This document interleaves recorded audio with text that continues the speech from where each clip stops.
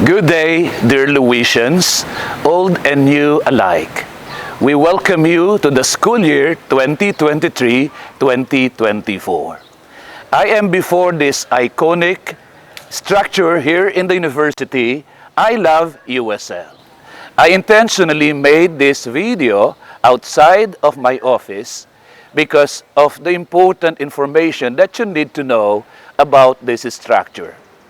This is a project of the Supreme Student Council and administration approved immediately because this structure reminds all of us, Louisians, both teachers, employees, alumni, and even parents, to be able to say they love USL. USL is our school and we should therefore love it. And as a Louisian, we should endeavor to do something to ensure that we can be proud of this university and therefore support all programs, projects, as well as adhering to all policies of the university. For this school year 2023-2024, dear students, dear supporters and lovers of USL, we welcome you to yet another exciting school year where one of the key trusts of the Office of the Vice President for Academics is the full internationalization of all programs across the university.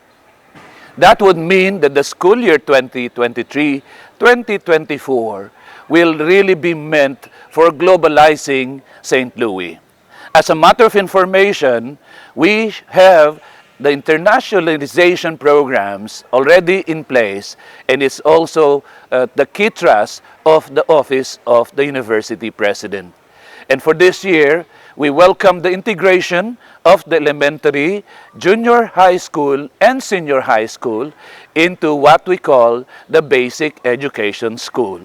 Interestingly, for this year, therefore, we have one basic education, we have higher education, and we have the School of Graduate Studies and Continuing Professional Development.